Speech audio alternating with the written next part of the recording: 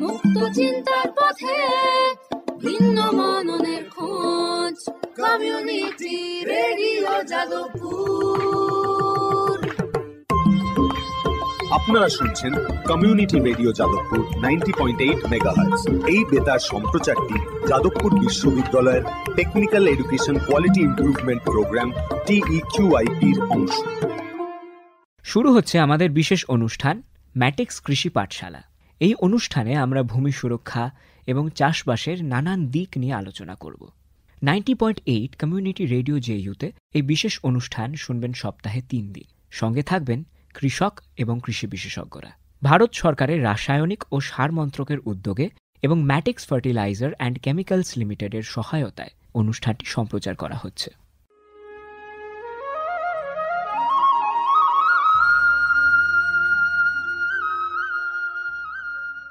অর্থনৈতিক বিষয় সংক্রান্ত ক্যাবিনেট কমিটি তাদের 28 জুন 2023 সভায় পিএম প্রণাম নামক একটি প্রকল্প অনুমোদন করেছে।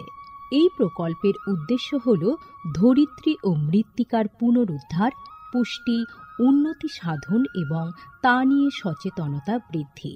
গ্রামীণ স্তর থেকে শুরু করে আমাদের সকলের প্রচেষ্টা মাতৃভূমির যত্ন ও স্বাস্থ্য রক্ষার জন্য এই অনন্য পদক্ষেপকে ফলপ্রসূ করে তুলতে পারে।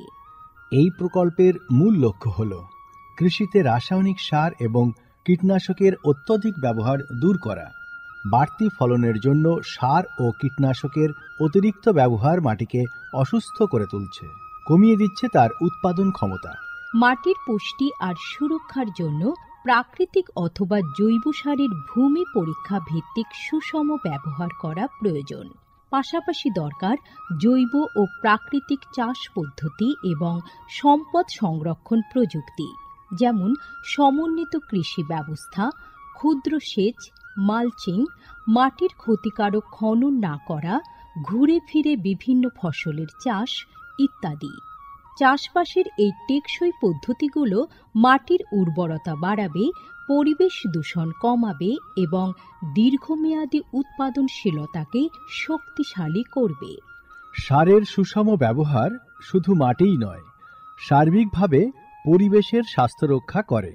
সুষম সার ব্যবহারের অর্থ হল উদ্ভিদকে তার প্রয়োজনীয় পুষ্টি উপাদানগুলি সঠিক পরিমাণে এবং অনুপাতে, সঠিক সময়ে এবং উপযুক্ত পদ্ধতিতে দেওয়া।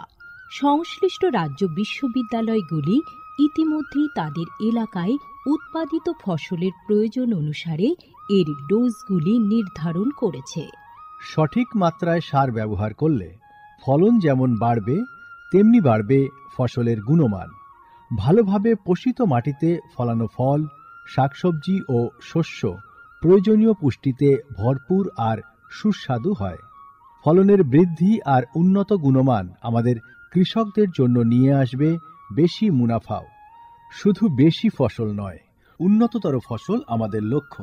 এই কৌশলে লাভবান হবে প্রত্যেকে, আমাদের কৃষকরা, আমাদের পরিবেশ এবং সর্বোপরি আমরা সকলে। বিচার বিবেচনার সঙ্গে পরিপোষক ব্যবহার করলে কেবল ফলনই বাড়ে না, প্রজন্মের পর প্রজন্ম জমি থাকে উর্বর। সুতরাং আসুন, একটি উজ্জ্বল এবং স্থায়ী কৃষি ভবিষ্যতের জন্য আমরা সুষম সার ব্যবহারের প্রচার ও অনুশীলন চালিয়ে যাই।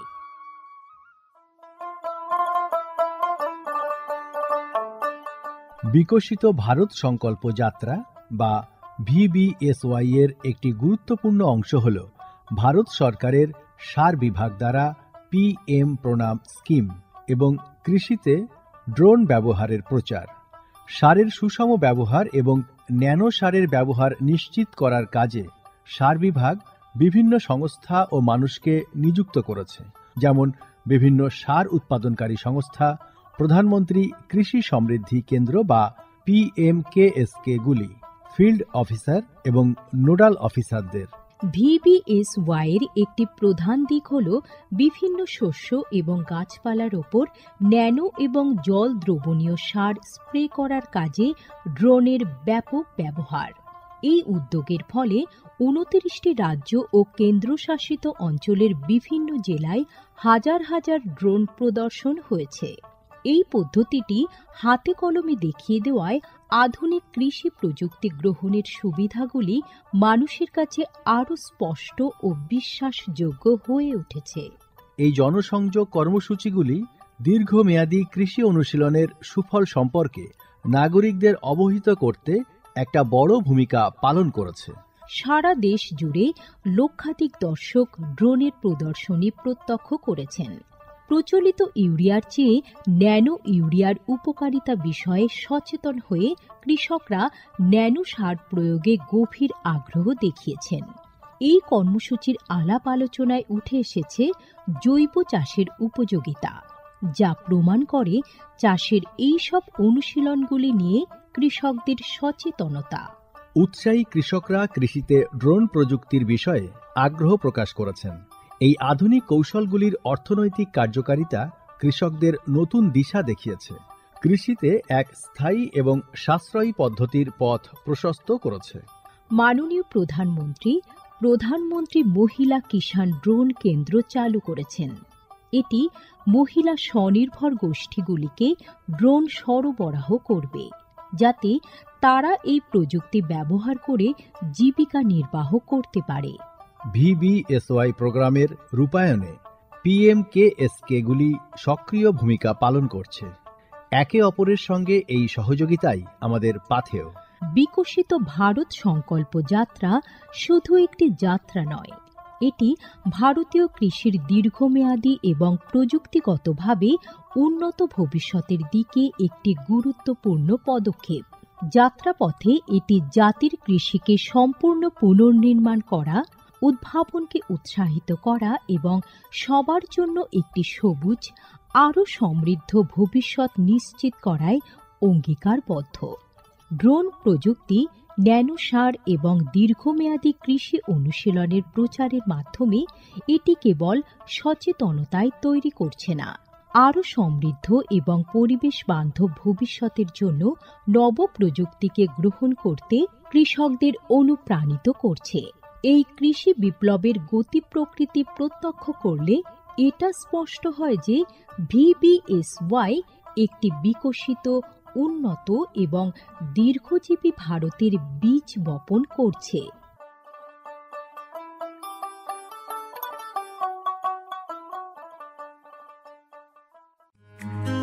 ভারতের যে সার কোম্পানিগুলি সবচেয়ে দ্রুত গতিতে বৃদ্ধি পাচ্ছে, ম্যাটিক্স ফার্টিলাইজার্স অ্যান্ড কেমিক্যালস লিমিটেড তার মধ্যে অন্যতম। পশ্চিমবঙ্গের পানাগড়ে অবস্থিত তাদের কারখানায় বছরে 12.5 লক্ষ টনের উপর ইউরিয়া সার উৎপাদন হয়। গ্রিনফিল্ড প্রজেক্ট হিসেবে স্বীকৃত এই কারখানায় তৈরি হয় ডক্টর ফসল। ইতিমধ্যেই যা পূর্ব ভারতে সর্বাধিক বিক্রিত ইউরিয়া সার হয়ে উঠেছে। কৃষি উন্নয়ন ও ভূমি সুরক্ষা, ক্ষুধা, অপুষ্টি ও দারিদ্র্য দূরীকরণ, গ্রামীণ এলাকা ও বস্তি উন্নয়ন, লিঙ্গ সাম্য, পরিবেশ, স্বাস্থ্য, শিক্ষা ইত্যাদি নানান বিষয়ের উপর জোর দেয় ম্যাটিক্সের CSR প্রকল্পগুলি। ম্যাটিক্স এক সবুজ ভবিষ্যতের অঙ্গীকার। মুক্ত চিন্তার পথে ভিন্ন মননের খোঁজ, কমিউনিটি রেডিও যাদবপুর। আপনারা শুনছেন কমিউনিটি রেডিও যাদবপুর 90.8 মেগাহার্টজ। এই বেতার সম্প্রচারটি যাদবপুর বিশ্ববিদ্যালয়ের technical education quality improvement programme TEQIP-র অংশ।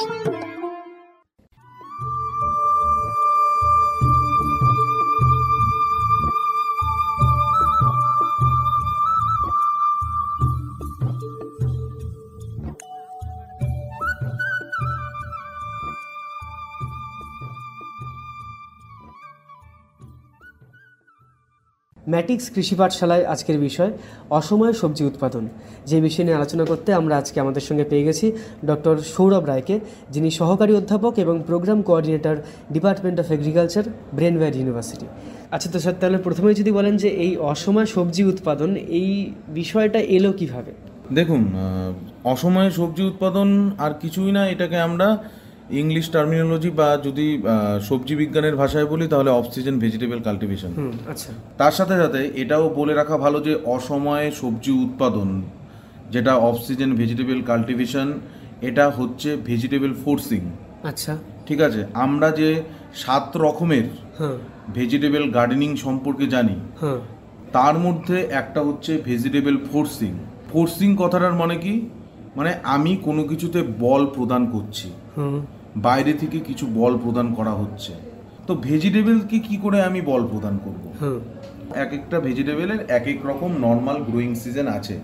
আমরা বাবা মা বা পূর্বপুরুষদের কাছ থেকে জেনে এসেছি যে এটা শীতকালের সবজি, এটা বর্ষাকালের সবজি, এটা হ্যাঁ, গরমকালের সবজি, তাই তো? হ্যাঁ হ্যাঁ, তো সেই দিক থেকে দেখতে গেলে যে কোনো একটা সবজি তার ডেজিগনেটেড সিজনের, হুম, যেমন টমেটো আমরা মেইনলি শীতকালে পাই, হুম, বা কুমড়ো আমরা সাধারণত গ্রীষ্মকাল বা বর্ষাকালের দিকে পাই। হুম, হুম, এই এসে গেছিল একটা কনসেপ্টটা, কিন্তু এখন কনজিউমার পারসেপশন, কনজিউমার অ্যাকসেপ্টেন্স একটা ব্যাপার চলে এসছে। আমাদের ফুড হ্যাবিট চেঞ্জ হয়ে যাচ্ছে।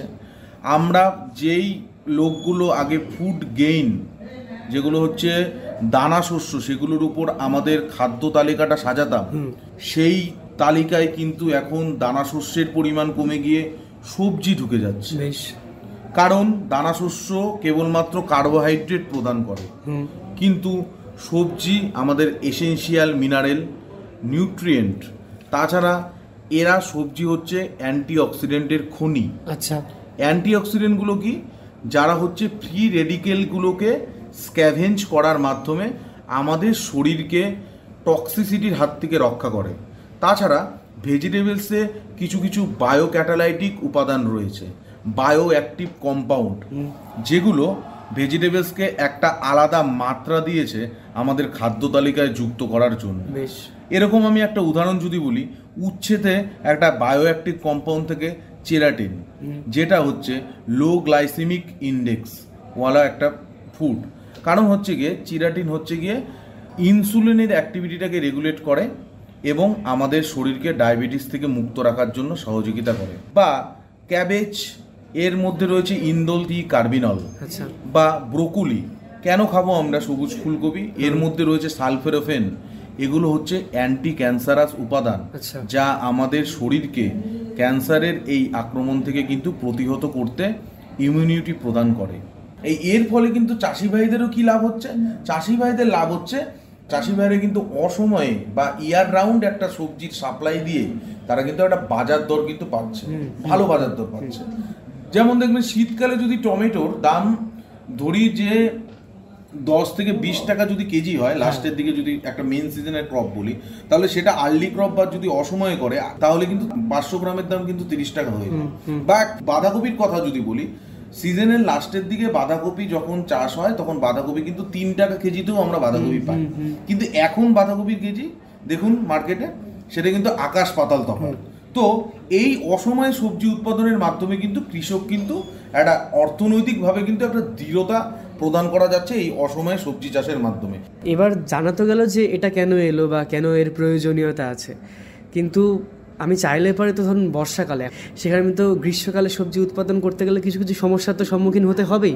অসময়ে যেহেতু আমি সবজি চাষ করব, তখন ওই একটা ক্রপ যদি হয় গরমকালের এবং শীতকালের যদি একটা ক্রপ হয়, তো তাদের কিন্তু ক্লাইমেটিক রিকোয়ারমেন্ট কিন্তু আলাদা হয়। হ্যাঁ হ্যাঁ, সেই ক্ষেত্রে আমাদের মাথায় রাখতে হবে, তখন যদি আমি খোলা জায়গায় যদি আমি এখন টমেটো চাষ করতে যাই বা বাঁধাকপি চাষ করতে যাই, যেটা শীতকালে যে ওয়েদারটা পায় সেই ওয়েদারটা কিন্তু এখন পাবে না। তো আমরা সুরক্ষিত স্ট্রাকচারে প্রোটেক্টেড কাল্টিভেশন বা যে কোনো পলি হাউসের মাধ্যমে সেখানে পলিথিন ছাউনির অভ্যন্তরস্থ জলবায়ুর বিশেষ করে তাপমাত্রা এবং জলসেচের আমরা সুবিধাজনক পরিবর্তন ঘটিয়ে কিন্তু খুব সহজেই অসময়ে সবজি উৎপাদন এবং তার সাথে সাথে বছর ব্যাপী সবজি উৎপাদন করা সম্ভবপর হবে। আচ্ছা, ঠিক আছে। তো উচ্চ মূল্যের যেগুলো সবজি, উচ্চ মূল্যের সবজি মানে হাই ভ্যালু ভেজিটেবলস, যেই সকল ভেজিটেবলসের বাজার দর অন্য সব ভেজিটেবলসের থেকে বেশি। যেমন শীতকালে উৎপাদিত শসা বা ঢ্যাঁড়স, বর্ষার শেষ থেকে বসন্তকাল অবধি রঙিন ক্যাপসিকাম, বর্ষায় তাড়াতাড়ি বা জলদি ফুলকপি, শরৎকাল থেকে বসন্তকাল পর্যন্ত উচ্চ গুণমান সমন্বিত লেটুস, চাইনিজ বাঁধাকপি, পাক চই, যেগুলো আর কি 5 স্টার হোটেলে সালাদ হিসেবে ইউজ করা হয়, যেগুলো আমরা সচরাচর খেয়ে থাকি না। তো সেই জায়গা থেকে এটা একটু বলবেন যে এই যে অসময়ে যখন আমি সবজি চাষ করছি, আমি তো কিছুটা জোর করেই চাষটা করছি, এই জোর করে চাষটা করার জন্য কি তাহলে আমাকে সেই রাসায়নিক সারেরই সাহায্য নিতে হবে? যেহেতু আমরা এখানে পলিথিন ছাউনির অভ্যন্তরস্থ একটা সুযোগ সুবিধাকে কাজে লাগিয়ে আমরা জলবায়ুটাকে কিন্তু পরিবর্তন ঘটাচ্ছি, ঠিক আছে? যেহেতু পলিথিন ছাউনির অভ্যন্তরস্থ পরিবেশে চাষ করছি, খোলা জায়গার থেকে ডেফিনেটলি এখানে কম ইনসেকটিসাইড বা পেস্টিসাইড বা কীটনাশক কিন্তু আমরা অ্যাপ্লাই করব। কারণ এখানে আমি যখন আগে চাষ করব, কারণ পলি হাউস আমাদের নিখুঁতভাবে চাষ করার কথা বলে, যে প্রিসিশন ফার্মিংয়ের আওতায় কিন্তু পলি হাউস কাল্টিভেশন বা একটা প্রোটেক্টেড কাল্টিভেশন কিন্তু পড়ে। নিখুঁতভাবে কাল্টিভেশন মানে আমি কতটা মিনিমাম ইনপুট দিয়ে ম্যাক্সিমাম আউটপুট গ্যাদার করতে পারবো, মানে গাছের যেটুকু প্রয়োজন সেটুকুই আমি দেবো। তার জন্য পলিথিন ছাউনির অভ্যন্তরস্থ চাষবাসে আমরা ড্রিপ ইরিগেশনের কথা বলি, ফোঁটা সেচ, গাছের যতটা রিকোয়ারমেন্ট, গাছের যতটা ওয়াটার ইউজ এফিসিয়েন্সি, সেটার দিকে ধ্যান ধারণা রেখেই আমি গাছকে ওই ড্রিপ ইরিগেশনটা প্রোভাইড করব। বা আমি এখানে ফিউমিগেশন বা সয়েল স্টেরিলাইজেশন করে আগে থেকে মাটিবাহিত রোগ পোকা বা কৃমি সেগুলোকে আমি তাড়িয়ে দেব। এবং ফসলে যাতে আগাছা না হয়, ফসলের যাতে টেম্পারেচার রেগুলেশনটা ঠিক মতো হয়, তার জন্য আমরা পলিমালচিং করব। ঠিক আছে? বা পলি হাউসে যদি আমার কোনো জায়গায় ভেন্টিলেশনের জায়গা থাকে বাইরে থেকে অবাধ বায়ু প্রবাহের জন্য, ঠিক আছে, সেই জায়গায় আমি কিন্তু একটা সূক্ষ্ম জাল বিশিষ্ট কোনো একটা পর্দা লাগিয়ে দিব, যাতে করে ইনসেক্টের আক্রমণ থেকে রক্ষা পায়। তো এটা বলা বাহুল্য যে বাইরের পরস্পরাগত আবহাওয়ায় চাষের থেকে আমি কিন্তু অনেক কম সেখানে হচ্ছে কেমিক্যাল ইউজ করব। আরেকটা দিক মনে রাখা দরকার যে আমি যখন একটা গ্রিন হাউস এফেক্ট এখানে কিন্তু হবে পলিথিন ছাউনিতে চাষ করলে, যখন আমি অসময়ে সবজি চাষ করব, সেখানে গিয়ে আমি কিন্তু একটা 35 ডিগ্রি সেন্টিগ্রেড অবধি কিন্তু টেম্পারেচার লাভ করতে পারি গ্রিন হাউস এফেক্টের দরুন, যেটা কিন্তু খুব সহজেই পসিবল না খোলা জায়গায়।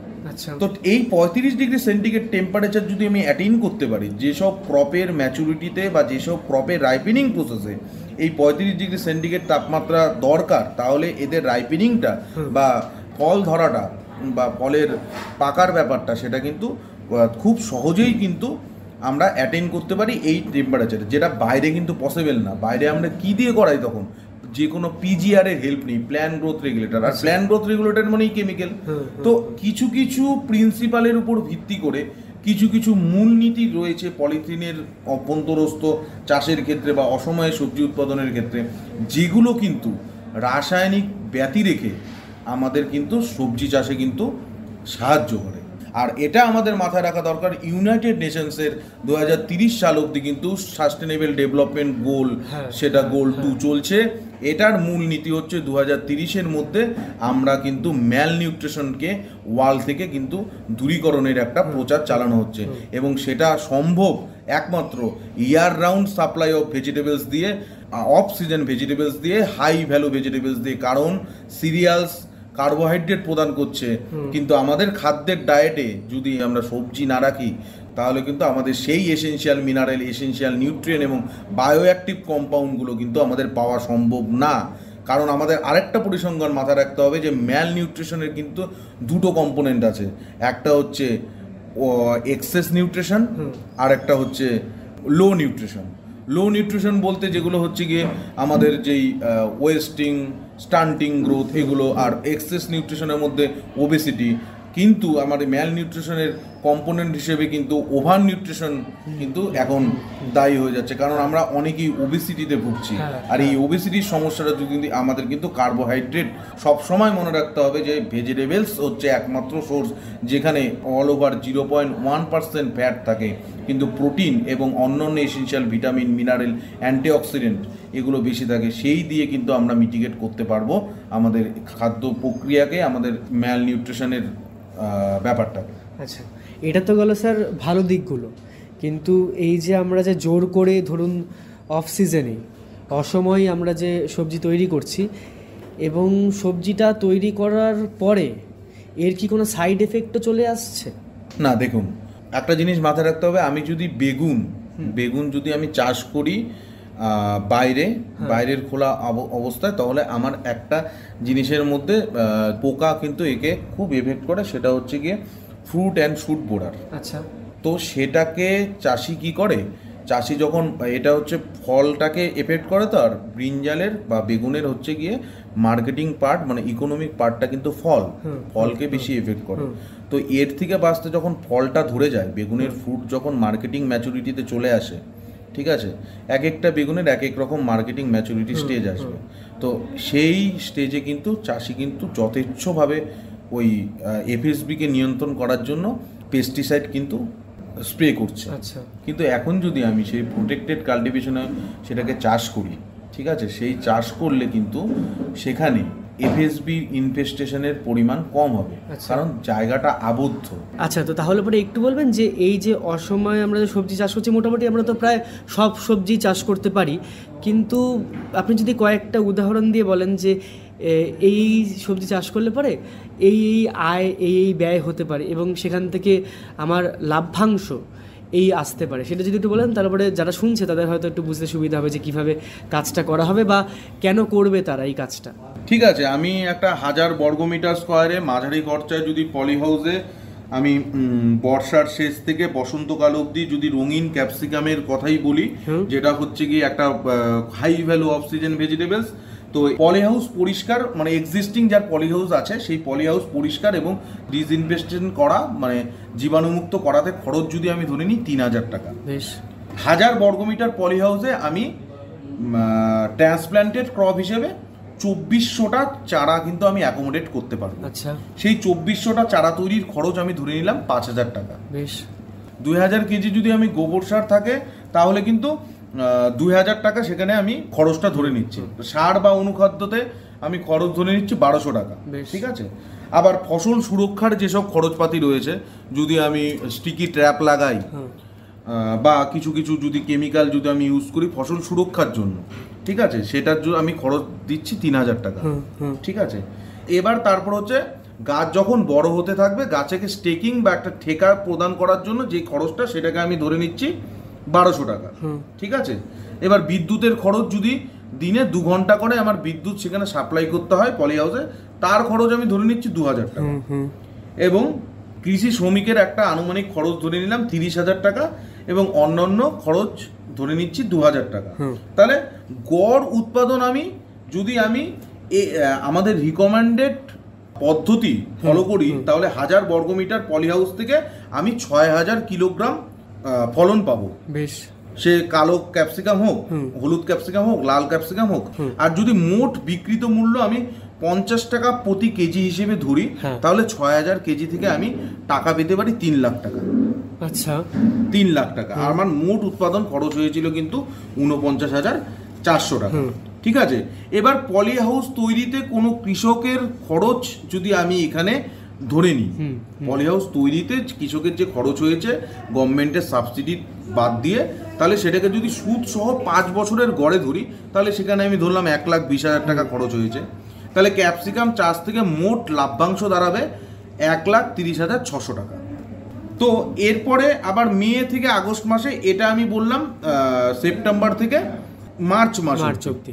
তো মে থেকে আগস্ট মাস অবধি যদি কোনো শর্ট ডিউরেশন বা স্বল্প মেয়াদি কোনো যদি ক্রপ আমি চাষ করি, যে কোনো লিফি ভেজিটেবলস হতে পারে, পালং হতে পারে, লেটুস হতে পারে, সেখান থেকে আমি 40,000 টাকা লাভ করলাম। বেশ, তাহলে 1 বছরে 1000 বর্গমিটার পলি হাউস থেকে মোট লাভের পরিমাণ দাঁড়াবে, সেটা আমি ক্যাপসিকাম চাষ থেকে যোগ করে দিব, যেটা সেপ্টেম্বর থেকে শুরু হয়ে মার্চ অবধি ব্যাপ্ত হয়। আর মে থেকে আগস্ট মাসে অন্যান্য লাভ, এই দুটো যোগ করে আমার মোট লাভ্যাংশ দাঁড়াচ্ছে 1000 বর্গমিটার এরিয়ার পলি হাউস থেকে 1,70,600 টাকা। তাহলে 1000 বর্গমিটার পলি হাউস থেকে আমার মাসিক আয়, যদি আমি এটাকে 12 দিয়ে ভাগ করে দিই, তাহলে কিন্তু একটা কৃষক মাসিক আয় 14,216 টাকা কিন্তু করতে পারে। তাহলে বুঝতেই পাচ্ছেন যে এই কম পরিমাণ এরিয়া থেকে কি করে একটা কৃষক মাসে 15,000 টাকার মতো আয় করতে পারে। আজকের বাজারে দাঁড়িয়ে। আচ্ছা স্যার, কিন্তু এটা তো একটা নির্দিষ্ট আপনি সবজির কথা বললেন, ক্যাপসিকামের কথা বললেন, তার ছাড়াও মানে বাদবাকি সবজির ক্ষেত্রেও কি আনুমানিক এই রকমই লাভবান থাকে? হ্যাঁ, তা আমি কিন্তু ক্যাপসিকাম চাষের যে লাভ সেটাও বললাম। তারপরে মে থেকে আগস্ট মাস যখন ক্যাপসিকামটা থাকবে না, ওই লিন পিরিয়ডটাই আমি অন্যান্য চাষ করে কি লাভবাংশ পেতে পারি সেটা আমি 40,000 টাকা বলে দিলাম। তার মধ্যে আমি যেহেতু ক্যাপসিকামটা দীর্ঘব্যাপী 9 মাস বা 8 মাস ব্যাপী এখানে আমাদের থাকছে পলি হাউসে, যেহেতু আমি ইয়ার রাউন্ড এবং অসময়ে দুটোই আমি গুরুত্ব দিচ্ছি সমান সমান, তাহলে কিন্তু আমি ওই যে মে থেকে আগস্ট মাসের যে 3 থেকে 4 মাসের একটা লিন পিরিয়ড পাচ্ছি, সেই পিরিয়ডে কিন্তু আমি যদি লিফি ভেজিটেবলস গ্রো করি তাহলে কিন্তু 40,000 টাকা আমি আয় করতে পারি। না, আমি বলতে চাইছিলাম যে ধরুন এই যে 9 মাস ব্যাপী আপনি যে বললেন যে ক্যাপসিকাম চাষ হচ্ছে, এই দীর্ঘমেয়াদী ফসল যেগুলো দীর্ঘ সময় ধরে আমাকে যে এই ফসলগুলোকে উৎপাদন করতে হয়, সেই রকম সবজি ক্যাপসিকাম ছাড়া আমি যদি অন্য কিছু সবজি উৎপাদন করতে চাই সেখানেও কি প্রায় লাভবাংশের পরিমাণে লাভবাংশ এরকমই থাকে, আর সেটা নির্ভর করবে হচ্ছে কতটা লাভবাংশ মোট বিক্রিত মূল্যের উপর। আচ্ছা, মোট বিক্রিত মূল্য এবং গড় উৎপাদন কত হচ্ছে। যেমন আমি ক্যাপসিকামের ক্ষেত্রে বললাম 1000 বর্গমিটার থেকে যদি রিকমেন্ডেড চাষ পদ্ধতি ফলো করে তাহলে 6000 কিলোগ্রামের মতো পেতে পারে। টমেটোতে একটু হেরফের হবে বা শশাতে একটু হেরফের হবে, যেই সবজির যেই মার্কেটেবল ওয়েটটা যত সেটার উপর নির্ভর করবে, এবং মোট বিক্রিত মূল্য কত এবং কোন বাজারে বিক্রি করছে সেটাও কিন্তু নির্ভর করবে। আচ্ছা স্যার, তাহলে মোটামুটি আমরা যা বুঝলাম যে এখানে কিন্তু ক্রেতা এবং বিক্রেতা দুজনেরই কিন্তু একটা উইন উইন সিচুয়েশন থাকছে। হ্যাঁ, দেখুন একটা ভালো সমাজ ব্যবস্থায় তো এটাই হওয়া উচিত যে আমি যার থেকে কিনছি সেও একটা স্যাটিসফাইড মাইন্ড নিয়ে বাড়ি যাবে, এবং আমি যেই তার থেকে যে জিনিসটা কিনছি সেই জিনিসটাকে আমি ইউটিলাইজ করতে পারবো বা কনজাম করতে পারবো আমার নিজের স্যাটিসফ্যাকশনের কথা মাথায় রেখে। সেই ক্ষেত্রেই কিন্তু সমাজ ব্যবস্থাটা কিন্তু ভালো করে চলবে, এটাই সাস্টেনেবল ডেভেলপমেন্ট। একদমই তাই। আর তার সঙ্গে সঙ্গে আপনাকেও স্যার অনেক ধন্যবাদ আমাদেরকে সময় দেওয়ার জন্য। আজকের ম্যাটিক্স কৃষি পাঠশালায় আলোচনা হলো অসময়ে সবজি উৎপাদন নিয়ে, এবং এই বিষয় নিয়ে আমাদের সঙ্গে এতক্ষণ কথা বললেন ডক্টর সৌরভ রায়, সহকারী অধ্যাপক এবং programme coordinator, department of agriculture, Brainware university. ধন্যবাদ।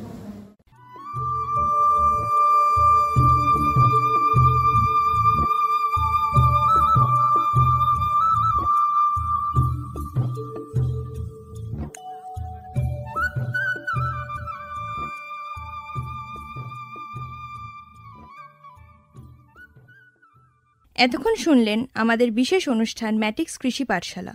ভারত সরকারের রাসায়নিক ও সার মন্ত্রকের উদ্যোগে এবং ম্যাটিক্স ফার্টিলাইজার অ্যান্ড কেমিক্যালস লিমিটেডের সহায়তায় অনুষ্ঠানটি সম্প্রচার করা হলো। কেমন লাগলো এই অনুষ্ঠান আমাদের জানাতে পারেন 033-2457-2620 নম্বরে। আপনারা আমাদের মেল করতে পারেন আমাদের ইমেল আইডি radioju@gmail.com-এ, আমাদের ইউটিউব চ্যানেল রেডিও জেইউ এবং আমাদের অফিসিয়াল ইনস্টাগ্রাম হ্যান্ডেল radio_ju। আজকের মতো ম্যাটিক্স কৃষি পাঠশালা এই পর্যন্ত। শুনতে থাকুন কমিউনিটি রেডিও জেইউ 90.8 মেগাহার্টজ। ভারতের যে সার কোম্পানিগুলি সবচেয়ে দ্রুত গতিতে বৃদ্ধি পাচ্ছে, ম্যাটিক্স ফার্টিলাইজার্স অ্যান্ড কেমিক্যালস লিমিটেড তার মধ্যে অন্যতম। পশ্চিমবঙ্গের পানাগড়ে অবস্থিত তাদের কারখানায় বছরে 12.5 লক্ষ টনের উপর ইউরিয়া সার উৎপাদন হয়। গ্রিনফিল্ড প্রজেক্ট হিসেবে স্বীকৃত এই কারখানায় তৈরি হয় ডক্টর ফসল। ইতিমধ্যেই যা পূর্ব ভারতে সর্বাধিক বিক্রিত ইউরিয়া সার হয়ে উঠেছে। কৃষি উন্নয়ন ও ভূমি সুরক্ষা, ক্ষুধা, অপুষ্টি ও দারিদ্র্য দূরীকরণ, গ্রামীণ এলাকা ও বস্তি উন্নয়ন, লিঙ্গ সাম্য, পরিবেশ, স্বাস্থ্য, শিক্ষা ইত্যাদি নানান বিষয়ের উপর জোর দেয় ম্যাটিক্সের CSR প্রকল্পগুলি। ম্যাটিক্স এক সবুজ ভবিষ্যতের অঙ্গীকার। দূরে সে পাশে বসে পায়ে পায়ে কখনো চলে যায় দূর, এ জীবন উদযাপনের সুর, রেডিও রেডিও যাদবপুর, এগিয়ে চলার সুর, radio radio Jadavpur. 90.8 megahertz, Community Radio, Jadavpur University.